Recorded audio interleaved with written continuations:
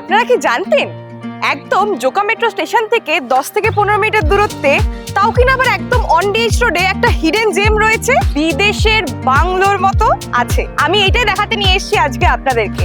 এখানে থাকছে row bungalow, individual premium bungalow, plus আপনাদের আলট্রা প্রিমিয়াম বাংলো আপনারা পেয়ে যাচ্ছেন এই প্রজেক্টের মধ্যে, যেটা কিনা রয়েছে একদম 18-19 সেঞ্চুরির মতো জার্মান বাংলো ভিলা স্টাইলে। এখন দাঁড়িয়ে রয়েছে আমরা এই প্রজেক্টটার একটা ইন্ডিভিজুয়াল প্রিমিয়াম বাংলোর সামনে। এই পার্কিংটা একটা বিশাল পার্কিং রয়েছে।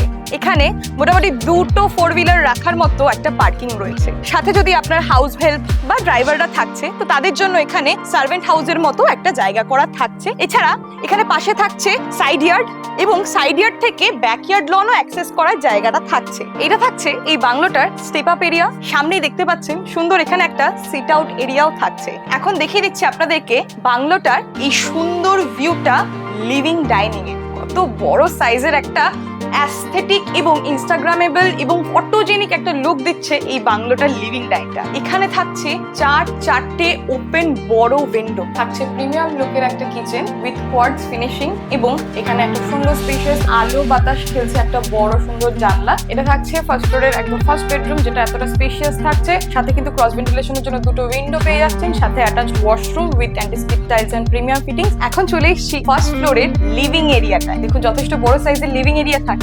একটা স্টাডি রুমের মতো একটা জায়গা করা রয়েছে এখানে। এই লিভিং এরিয়া এবং স্টাডি এরিয়াতে দেখিয়ে আপনাদেরকে নিয়ে যাচ্ছে আমাদের ফার্স্ট বেডরুমটা দেখাতে, যেটা কিনা সাইজ রয়েছে 14.5x11 সাইজের বেডরুম। খুব বড় সাইজের 2টো ক্রস ভেন্টিলেশনের জন্য জানলা থাকছে। অ্যাটাচড ওয়াশরুমটা এখানে সুন্দর থাকছে, অ্যান্টি-স্কিড টাইলস এর সাথে প্রিমিয়াম লুকের একটা অ্যাটাচড ওয়াশরুম। এটা থাকছে ফার্স্ট ফ্লোরের সেকেন্ড বেডরুম, যেটা খুবই স্পেশিয়াস থাকছে। সাথে থাকছে একটা বেড সাইড বড় উইন্ডো এবং অ্যাটাচড ওয়াশরুম প্রিমিয়াম লুকের, এবং আর একটা সারপ্রাইজ থাকছে। চলুন বলেই দিই আপনাদেরকে সারপ্রাইজটা। চলে এসেছি এই সেকেন্ড বেডরুমটার সাথে অ্যাটাচ এই ব্যালকনিটায়, যেটা কিন্তু একটা মিনি টেরিসও আপনি বলতে পারেন। এটা কিন্তু মেন টেরিসের সাথে কানেক্টেড নয়, এটা একটা আলাদা এরিয়া, যেখানে আপনি মনের মতো কোয়ালিটি টাইম কাটানোর জন্য একটা চিলিং জোন তৈরি করে নিতে পারেন। তো চলুন এখন চলে এসেছি এই G+2 এর এই বাংলোটার সেকেন্ড ফ্লোরে, যেটা কিনা একদম চেরি অন দ্য টপ রয়েছে। এটা থাকছে এই বাংলোটার ফ্যামিলি লন। এখানে আগে দেখিয়ে দিই আপনাদেরকে, এটা থাকছে ডাবল হাইটেড স্ট্যান্ডিং রুফটপ, যেটা কিনা একদম জার্মানির প্যাটার্নটাকে ক্রিয়েট করবে। এখানে একটা আলাদা করে এরিয়া বার করা রয়েছে, যেখানে আপনি নিজের মতো